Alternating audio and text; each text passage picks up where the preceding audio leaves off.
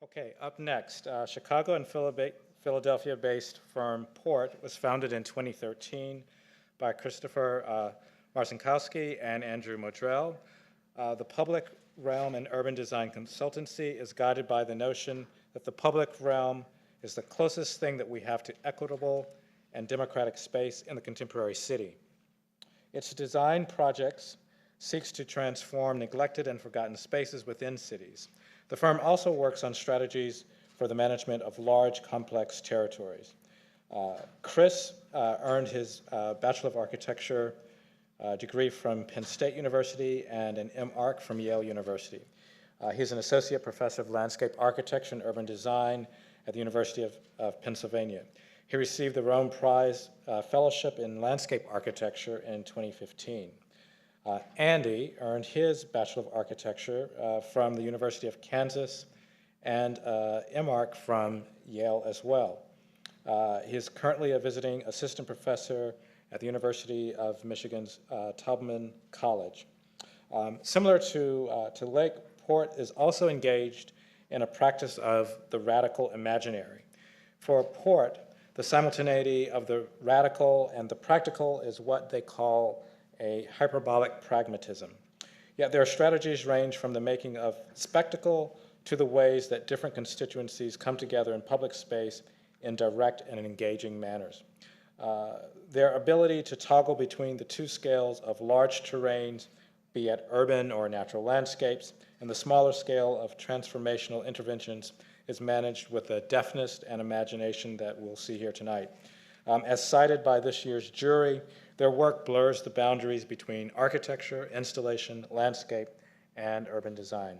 Please join me in welcoming Chris Marcinkoski and Andrew Moddrell.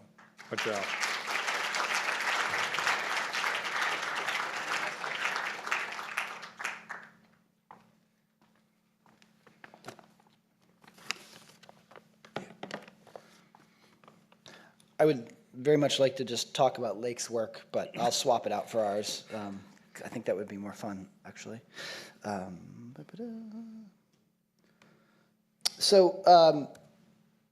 just want to begin, obviously, by thanking Mario for the introduction, as well as the Architecture League for the opportunity to be part of this program.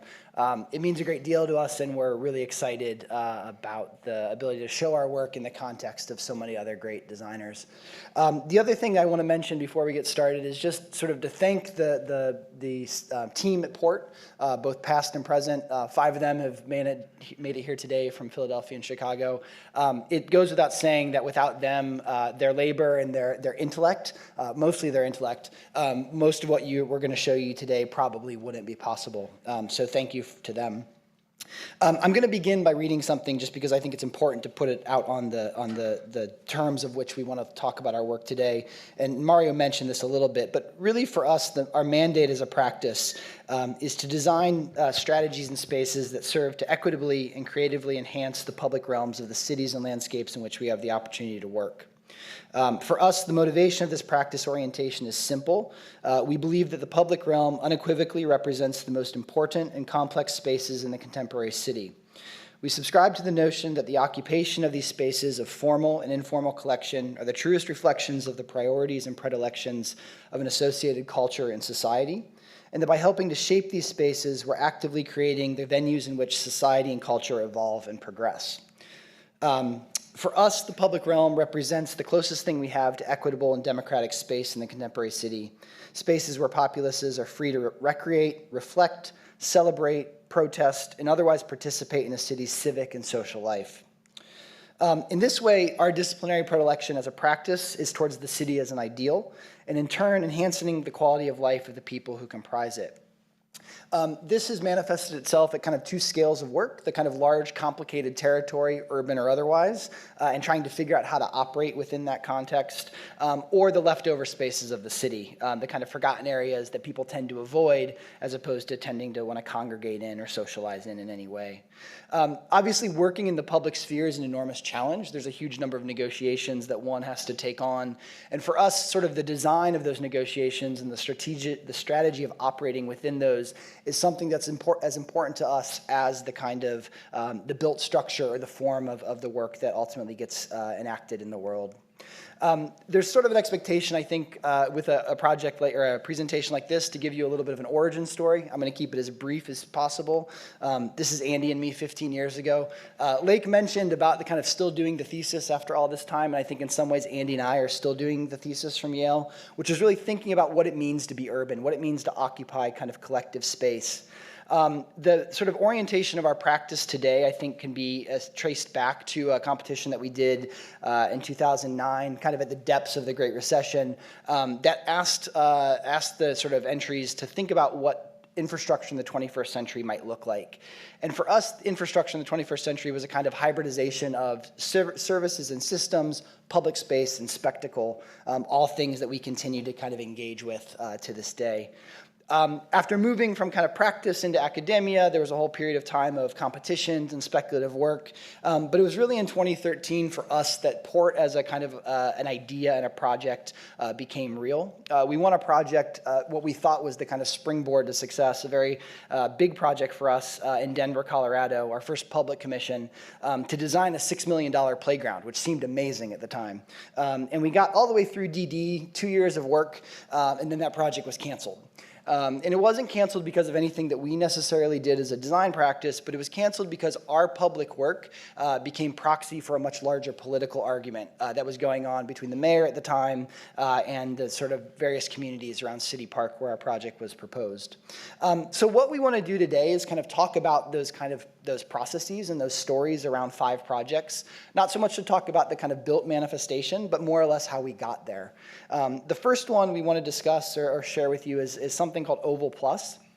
This is a project that we began working on in 2017 at the request of the Fairmount Park Conservancy and the Philadelphia Parks and Recreation. They had a pop-up program that had been ongoing in this empty parking lot in front of the Philadelphia Museum of Art. And they asked us to say, what can we do more than this? How can we think a little bit more ambitiously and transformatively about this space?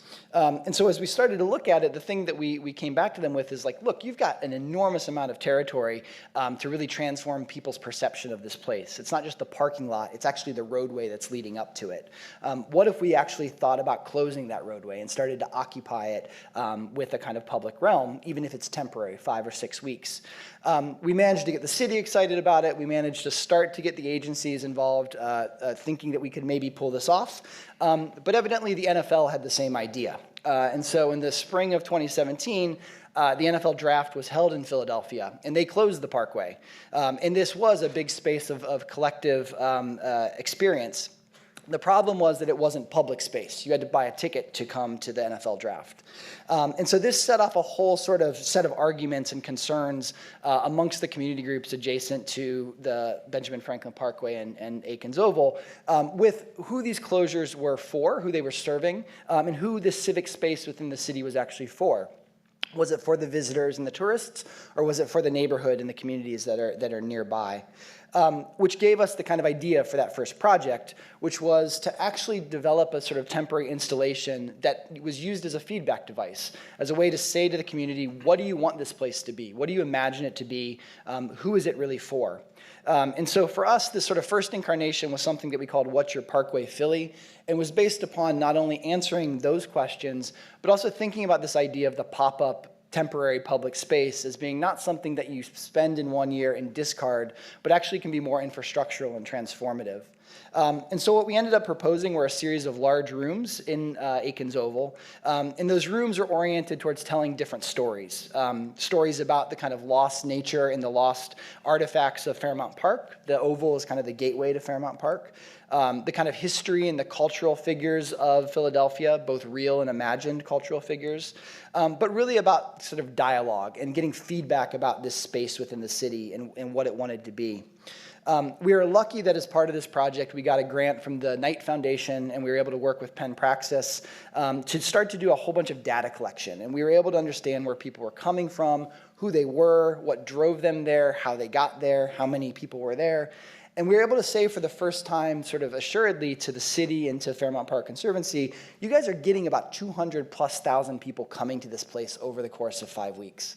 They had no idea how many people were visiting. And so that number, the significance of it is really that what we heard back in our feedback meant something. It wasn't a small group of 10 or 15 people. It was thousands of people that we were hearing from as part of this project. And so what we heard was that people loved the kind of civic grandeur of the parkway, but they wanted it to be much more neighborhoody. They wanted it to be more playful in what they were doing. And so because of the success of that first year, our second incarnation of it was a little bit more ambitious and a little bit more aggressive in terms of that question of play. So rather than the kind of didactic storytelling of the rooms of the first year, what we proposed in the second year was a series of pavilions that were really about sort of social space and interaction. This project, or this sort of element that we called the big seat, or the ribbon room, these kind of areas that play with light and shadow, nighttime and daytime, experiences that get you out of the climate and make you think about the climate, the heat of being on that asphalt. Mr. Pavilions, other kinds of experiences that were really about the kind of social space of the parkway, or the potential of the parkway as social space, including the largest, what we believe to be the largest sandbox in Philadelphia. The other thing that we were able to do finally in the second year was to close the parkway lanes. We convinced the city, we convinced the state DOT that the world would not end if we took a few lanes of traffic off of this highway, or this, not highway, but kind of highway. And there was a great deal of celebration when we finally closed it. The mayor came out, we had a police escort, we did this big parade down the parkway. But what we discovered is that it actually didn't get all used that much. People rode on it, they skateboarded on it, they ran on it. There were little things that popped up here and there, but the kind of appropriation of public space that we anticipated with this closure never actually happened. So what we came back with the following year was a mandate to make it happen, to program it and to activate it and to make that truly a public space, not just a closed road. The challenge of that was really compounded by the fact that our budget from year 1 and year 2 was slashed by 2/3 in year 3. So we essentially had no money to do much more than we had ever done before, which is lots of fun in design. And so the idea here was less about sort of making form and sort of organizing, making form and shaping space as it was choreographing and organizing program. So each block started to be thematized, playing, hearing, making, and then sort of the elements that were installed start to become devices that organize those kinds of activities. And so what we saw in the sort of third year of this park, or of this project, was people actually appropriating the public space that we created, starting to use it in kind of everyday fashions, but also for special events, and transforming a closed roadway from just being a closed roadway into something that is truly civic and truly public and truly social. The thing for us that's most exciting about this particular project is after those 3 years of experiments, the city is now meaningfully looking at what it means to invest capital into a permanent transformation, what it means to actually reconfigure the oval, reconfigure the parkway, and commit to that physical transformation and not just the temporary pop-up. And for us, that's really critical. The kind of temporary is amazing when it leads to something more, at least in our practice. And this is one of the first examples that we've been able to be involved with that has sort of demonstrated the possibility of making those arguments through those periodic interventions. Okay, I'm going to do the next 2 stories. I've never lost my voice before, but I might tonight, go figure, so bear with me. We're going to Knoxville, Tennessee for these next few. For those of you who aren't familiar with Knoxville, it's really a pretty interesting place with really interesting history. It was a Union stronghold during the Civil War, and they encircled the town with fortifications. There's a lot of remnants of them still today, and that'll come back into the story. After that, the north side of the Tennessee River is where downtown Knoxville is, University of Tennessee, and where like a lot of intermodal exchange between the river and the train lines are. But the south side is much more of a charismatic and steep topography, and lots of mining and quarry activity, textiles, industry, and that's across on the south side. They hosted the World's Fair in 1982 or around there, and part of the plans around that was building a new highway that would link downtown through South Knoxville down to another interstate south of the city. They ended up only building a portion of it, and it actually terminates in a dead end in South Knoxville here. And after that, that land didn't have any value. Everyone knew the interstate would be completed eventually, and a series of groups started building these outdoor recreation areas. Some of the premier mountain biking trails are in the Knoxville area, and there's nature centers and reclamation of some of the abandoned mines and quarries, and it's just an incredible outdoor area that has collectively now become Knoxville's urban wilderness. And so you have the South Loop anchoring the east side of that, and then the Battlefield Loop anchors the west side of that. And that was kind of our introduction to Knoxville. We were invited by a friend of ours at Brandon Pace at Sanders Pace Architecture, which is a great firm based there in Knoxville. He was working for, his firm was working for a private foundation called the Aslan Foundation on an artist residency space called Log Haven right here, where they were taking these TVA era log cabins, and they just recently finished this after 5 years of work. It's an incredible artist residency that just opened. He contacted us because the foundation wants to preserve and make publicly accessible a lot of area that they own around the residency, and then the city owns another 300 or 400 acres around the area. So collectively, it's about 600 acres of really disconnected resources. Some of them are beautiful natural resources, bluffs, overlooks. There's 4 Civil War sites across the 600 acres, as well as this post-industrial era. This is a Quarry Lake that's a 200-foot deep abandoned quarry. And so when we were introduced to this area, all these places were disconnected from one another. There was no front door access or connectivity between any of them. And so we took an approach that we called a kind of bottom-up master plan. And we did a bunch of research into different groups in Knoxville of all different varieties, but to figure out who would actually come to this space. It's not enough to prioritize investment and make it publicly accessible and spend a lot of money and expect people to just show up. We want to understand who would come and why and where they would go.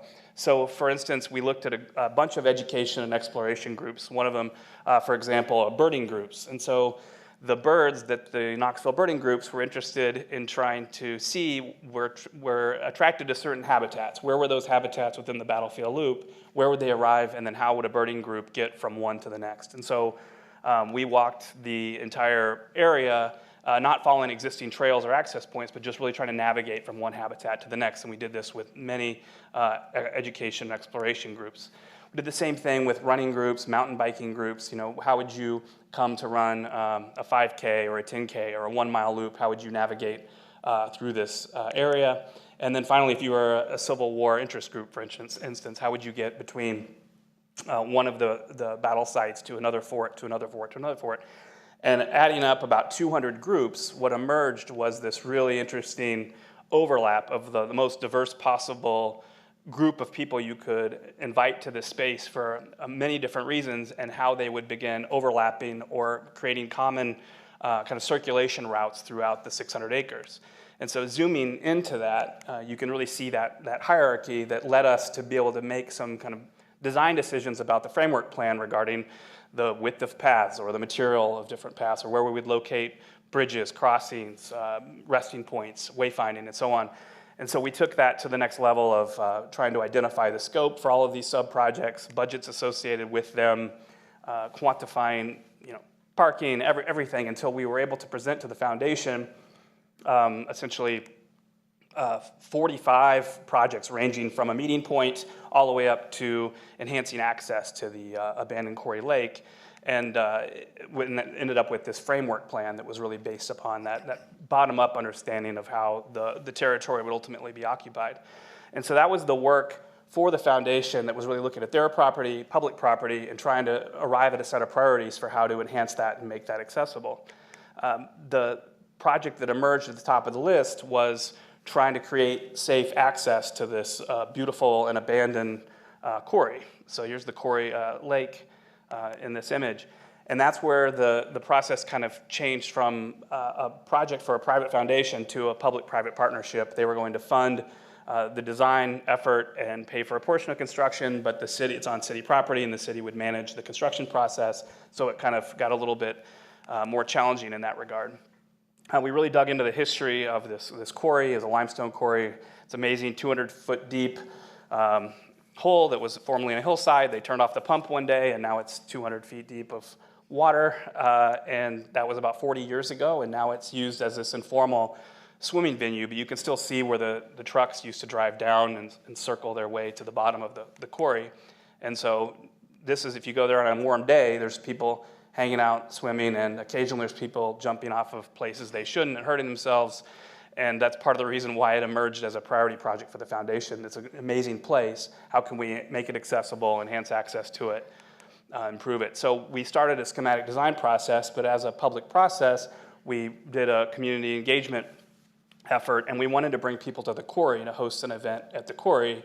But because there's no bathrooms, because it's not accessible, we tried the next best thing, which was to try to somehow bring the quarry out to the community. So we gained access to an abandoned bakery and created a series of drawings that were one step equals 50 feet, and put these big vinyl discs on the floor and created a big kind of exhibition and opportunity for people to walk around and talk to us about what they'd like to see, what they appreciate most about the quarry. And everywhere, these different stations would point out the different views from where you were standing, and then what the view looked like from that location. And then that led into our schematic design effort for the project, essentially creating new access and accessibility down to the water, kind of controlling where you can get close to the water when you're still 70 feet above the edge, and do that in a safe way without putting up a bunch of fencing, but also how you could have a kayak launch and negotiate people there swimming and kayaking in the same kind of entry point. And the first phase of that just opened, which was taking this existing turnaround area and turning that into a new accessible parking lot and entry point down to the water. And we're getting ready to start construction documents for the next phase, which will be around the edge of the water itself. Now, back to so here's a look at the ramp down and the current entry. So back to the abandoned highway story. So as we're working on the battlefield loop and the abandoned quarry, an RFP was issued, or an RFQ rather, to create a new front door to the urban wilderness, this 1,000-acre outdoor recreation area.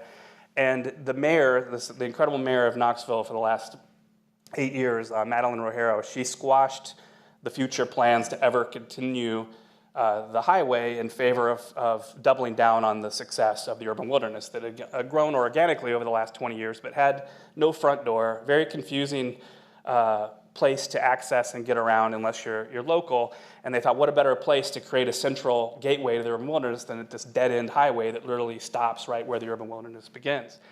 And we were fortunate enough to be awarded this project and really started digging into this extension of where the highway was going to go. So here you can see, it kind of looks like the highway goes into the hillside or into a tunnel, but it really just stops right there. So you can see the entrance and exit. So if you look backwards, you're looking north, downtown Knoxville is just right over here, 2 miles down this, here's the dead end, and then there's just trees. Turning the other direction, this is some of the most incredible mountain biking venues in the United States. And this is where they wanted us to focus, creating this gateway park experience or front door to the urban wilderness. So this is where it became, this is a totally separate project that isn't related to the Aslan Foundation, but is a city-funded public process, but with use agreements and approvals by the Tennessee Department of Transportation, who aren't really in the business of people occupying controlled access highways. And so that was a longer set of traffic studies and trying to understand what this really means to try to occupy not just where the highway was going to go, but what we ultimately proposed to the mayor is that we should think of this entire 2 miles as one gateway to the urban wilderness, and that it can open up access to all of South Knoxville, link across the Tennessee River, and really become one gateway experience all the way through South Knoxville. So at that point, the scope of the project became 2 miles, 113 acres, all of these crossing and access points, and then it's anchored on the north and south by these primary park spaces. So our initial scope was really thinking about everything south of this, the underpass here toward this entrance to the mountain biking trails. We really flipped that to create an access point and then an extension of the greenway as part of phase one that the mayor ultimately approved, and we were approved to move forward with that. We still wanted to create this really important threshold to the urban wilderness between the urban and the wild, and kind of call attention to this legacy of this dead-end highway that's existed in Knoxville for the last like 25 years. And so there's a lot of construction orange paint and restriping to make a plaza on the existing roadbed, but that when you're coming to this gateway, you're on the highway side, and there's a ride center and pavilion and a kind of flexible plaza that you cross through this orange threshold where there's mountain rock climbing and swings, and you cross through the other side, and we have embankment slides on the old highway embankment, and all of a sudden you've transitioned into this, I guess, the wild or the wilderness side from the highway that then leads, a greenway trail leads back to the entrance to Baker Creek Preserve, where there's a larger lawn and picnic pavilion to link all of these together. We had another opportunity to do a really great community engagement event, kind of like the Quarry, where we were able to get permission to host a block party on the highway itself. And so we were able to, we tried not to just put cones down in a simple way, but created this kind of cone land art, if you will, array. But the centerpiece was this 50-foot long model of the project. It's a matchbox car scale. And so we were able, in order to hold the scale of the highway for this event, we put this gigantic plan down, and that way, and there was a gopher hole where kids could pop up through and push Hot Wheels around. But it really became a great feedback mechanism and conversation around the project. And this was the first time almost anyone had kind of walked around on this highway and really understood the scale of it and what a great space it could be. And so we were able to do this midway through the schematic design. It's currently under, phase one's currently under construction, so you can see the greenway extending from the underpass back toward Baker Creek Preserve. So this is the first phase of the project, and then there's the traffic studies are showing that there's 4 lanes, 2 coming south, 2 coming north. We can actually consolidate the north and south lanes on one side and convert a greenway on the entire northbound lane back to downtown, and that's going through TDOT approval before we could proceed to phase 2. But we feel it's going to be an incredibly ambitious project to reclaim an entire side of a highway and make it for bikes and pedestrians. I think the main thing about Knoxville for us and the story of these projects is that it's a place big enough to have really ambitious ideas, but small enough to actually push them through. So it's been a really amazing place to be invited to work about 5 years ago and to continue with these really great projects that can't happen many other places. So it's been really great. So yeah, that's the part that's under construction right now. Next story is the Lakeview Low Line, and then I'll pass it back to Chris. This is a project in Chicago. This is the Lakeview neighborhood. Wrigley Field is right over here. And this is the CTA elevated brown line that cuts through the neighborhood.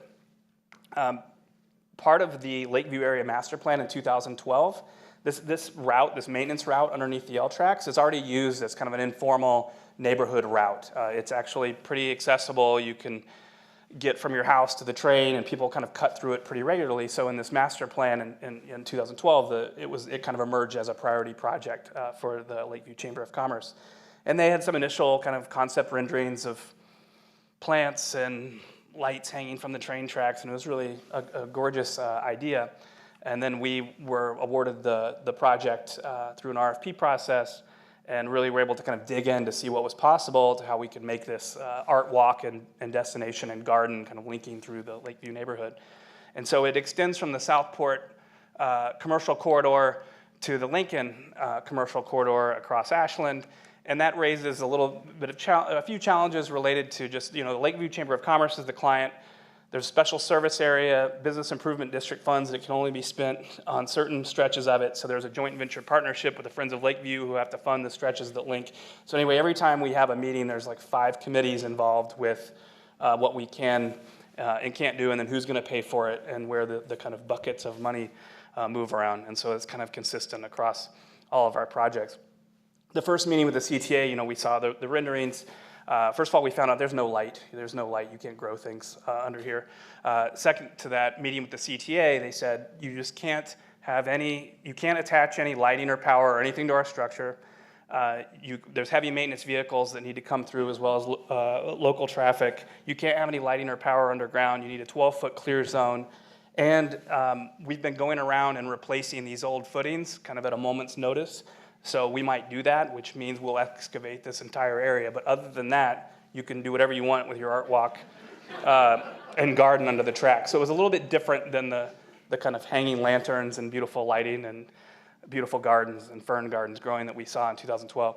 So that's where we started the process. And so we ended up, everything needed to be demountable, everything needed to be flexible, built off-site, brought in, moved out in a moment's notice. And we designed just a kind of prototypical condition of these freestanding 8-foot art panels that be rotated out with calls for murals, and then the light boxes that could also be taken down or moved, but that they became a canvas in their own right. They were linked together throughout the low line, and an artist could program them to, at night.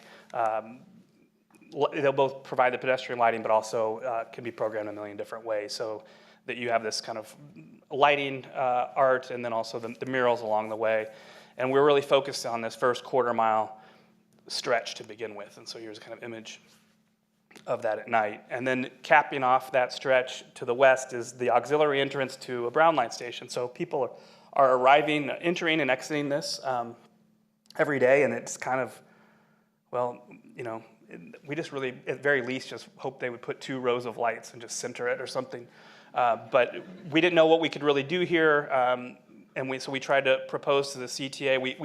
We designed these new kind of seating elements that weigh as much as a car, and we were working with Landscape Forms in Michigan on these, and designed a lot of different ways that you could have overhead cover, integrated lighting. Stuff falls off the trains. It's really nasty under there. We wanted to create these temporary places where you could meet a friend, hang out for maybe 10 or 15 minutes before you got on the train or off the train, but we weren't expecting this to be like a vibrant urban park underneath the train tracks. So they're super robust, and they just kind of invite a different way of sitting or hanging out. And so we were prototyping these and knew they could be installed or taken out, but that they would be under the train tracks.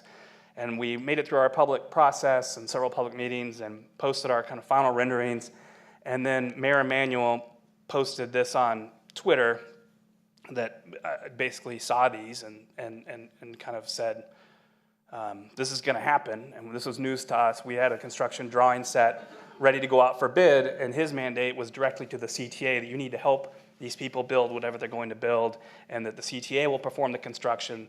So now our process went from all of these things to then a CTA partnership, and all of a sudden we were allowed to attach lights in certain places or run conduit or draw power from different places, which was nice. So, and we were able to really fix up that canopy. That ugly canopy is under there.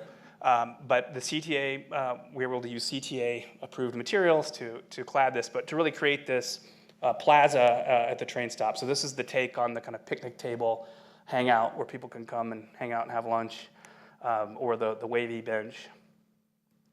And this is the vendor kiosk. So in the morning, local businesses sell coffee, pastries as you're coming and going from the train, or kids just climb in and around it. And then the mayor did show up for the ribbon cutting, which is good, after all of the twists and turns and us kind of tossing aside our drawing set. And this also, like Lake's projects with the Instagram, we've been catching some pretty interesting activities there, as well as some really creepy stuff as well. This is the creepiest yet. And so, we have this at the anchor. We're working on, this is the the east anchor. This is the west side with some of the freestanding art panels. And we're working on the area in between. We have some of the light boxes in. More of the art panels are coming in soon. And then construction of the only area that does get sunlight where we can plant trees is going to be built this spring and summer. So hopefully we'll have a quarter or a little over a quarter mile of this, and then we can start working on phase 4 here pretty soon. But this is about 3.5 years worth of work on this so far. All right, handing it back to Chris. I didn't lose my voice, that's good. Andy did lose a bet, though. I told him he couldn't do that in 15 minutes, and he couldn't. It's close. So I just want to talk about two other projects in sort of the time that we have remaining. And this one will be kind of funny to go from sort of talking about pieces of urban furniture to talking about what is really the biggest piece of territory that we've looked at as a practice. We had the opportunity as part of the 4th regional plan that was put forward by the RPA to participate in what they called their 4 Corridors Design Initiative. And this was a kind of juried quasi-competition where they selected teams to look at 4 different sort of prototypical urban settlement patterns within the New York metropolitan area and sort of evaluate their recommendations or test their recommendations, the planning recommendations as a designer or as an architect, landscape architect, urban design practice. We are lucky enough to be selected to look at the Highlands Corridor with Ellen Nisis, a colleague of mine from Penn. And this is an area of kind of agricultural, rural, suburban land that moves from northern New Jersey across the Hudson Valley into Connecticut. It's an area that you could probably characterize as New York City's near nature. It's a place that more people visit every year for recreation purposes than the 3 largest national parks combined. But it's a place that doesn't really have a kind of public identity or an identity within the public imagination. And this is very different. It actually was a place that had a great deal of presence within the public imagination in the 19th century, started to be lost in the 20th century, and really isn't present there in the early decades of the 21st as we're in there now. It's an area that's kind of in tension. On one hand, there's a desire for kind of economic growth through development, the municipalities and the towns that are there.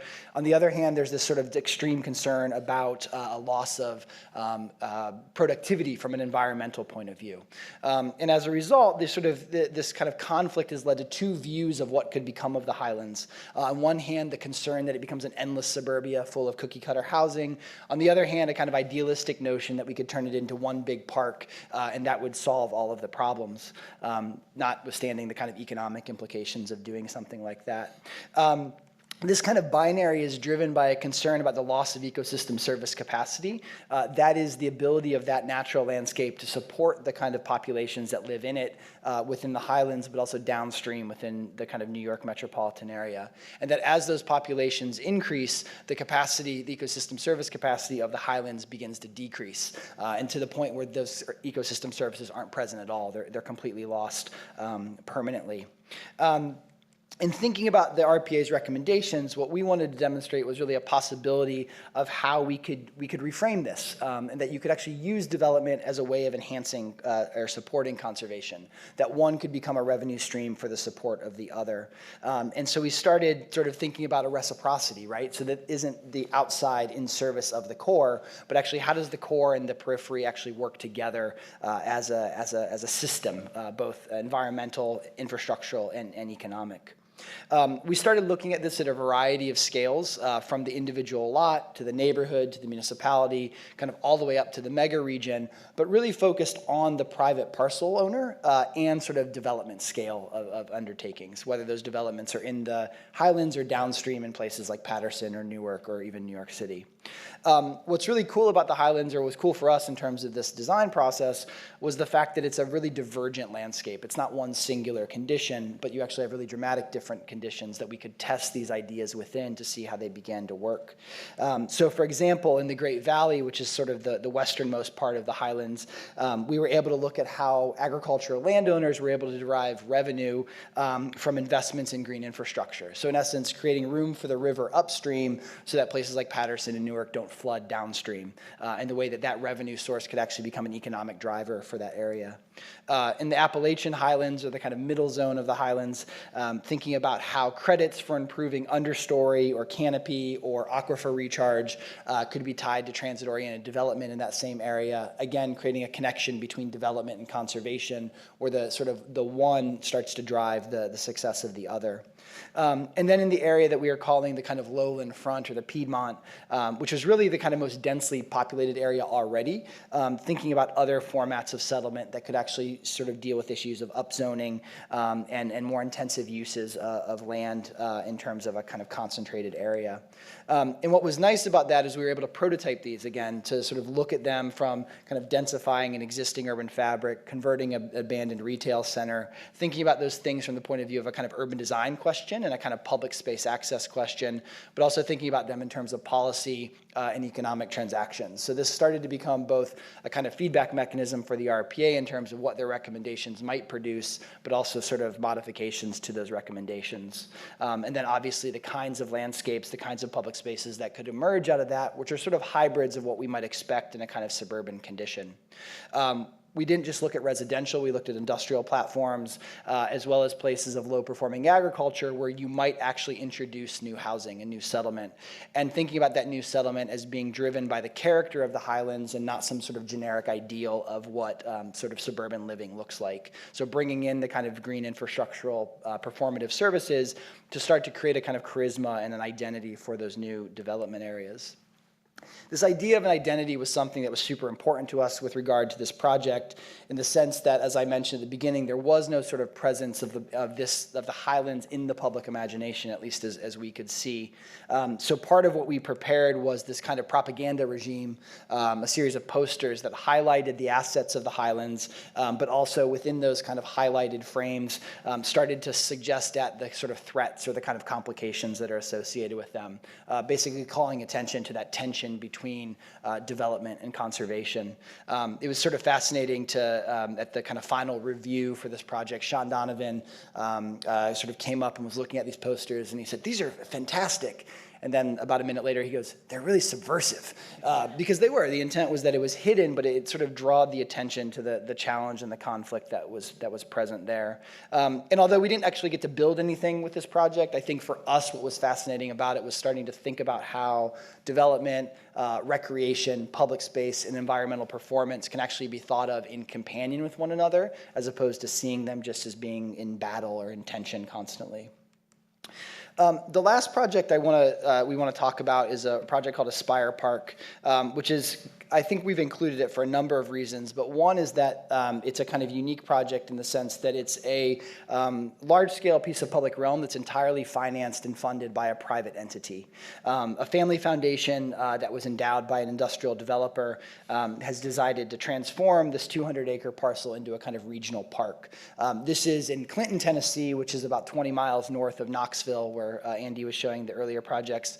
Most of you have probably never heard of Clinton. It's a typical little Main Street town a la the Mid-South or Eastern Tennessee. Interestingly enough, it does have 2 Mile Inn projects in it that are actually both quite beautiful, and hopefully our project will get sort of included in those at some point. But for us, what was fascinating about this project, we typically try to, this is certainly the smallest community that we've worked in our work, but what was interesting is that it wasn't just a park project, it was an urbanistic project. It was a project that was about the relationship of public amenity to the city as it existed, as well as to the larger region. Oak Ridge National Laboratories are about 5 miles away.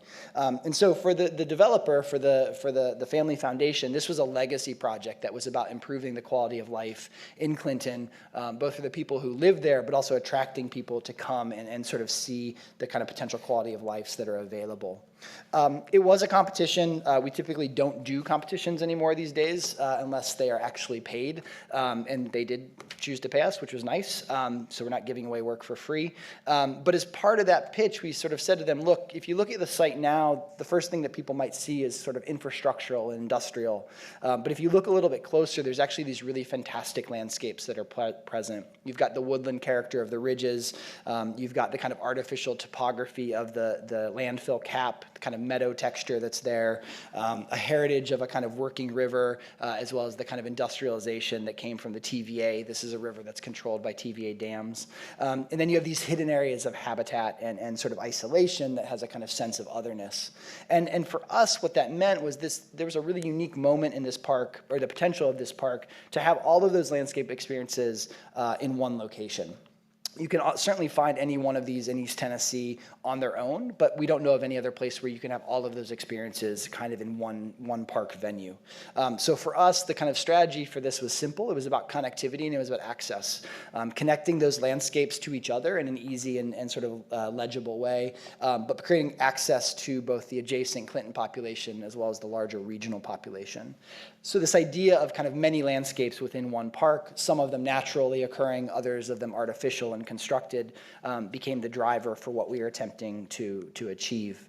There are a number of challenges with this project. but the two biggest ones were the fact that we were working for a developer who was used to building things, doing things very fast and doing things very generic. And he knew nothing, they knew nothing about what it meant to build a park, let alone manage a park. So part of the challenge here was sort of explaining that the process of constructing a warehouse is very different than the process of constructing a piece of landscape. So what we proposed was a kind of a strategy for the park in 3 parts.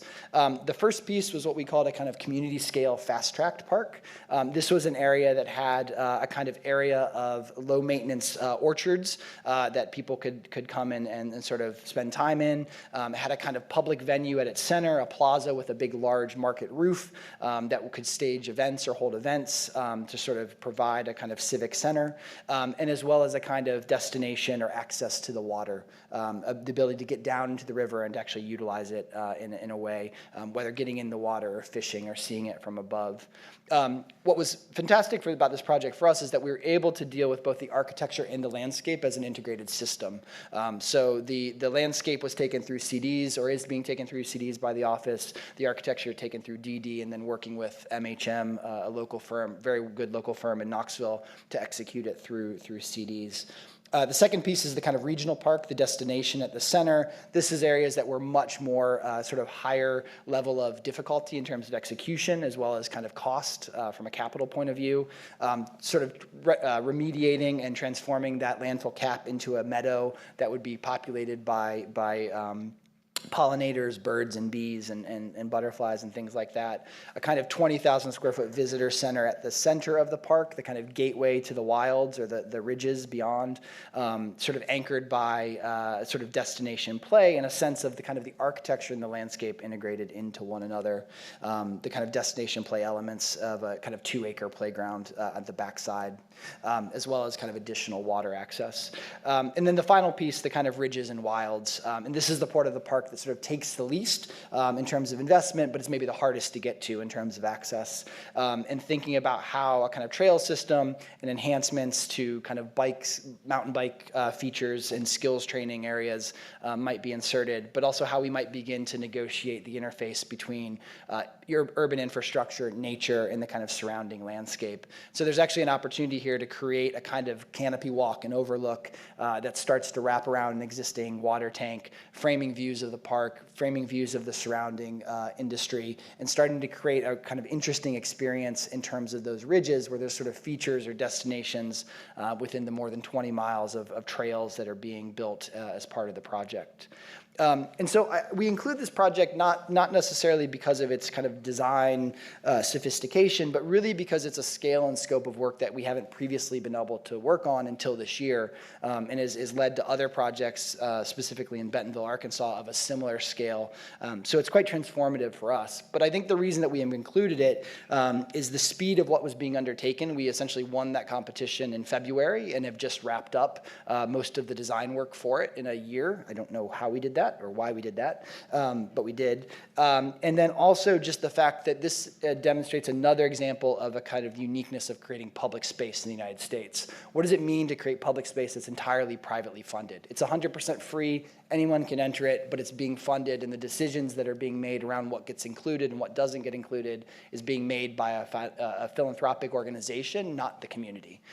So we obviously have to be sort of critical and ethical about that consideration, but we do believe that it's kind of type of public realm that we're going to probably continue to be engaged with as we move deeper into the practice.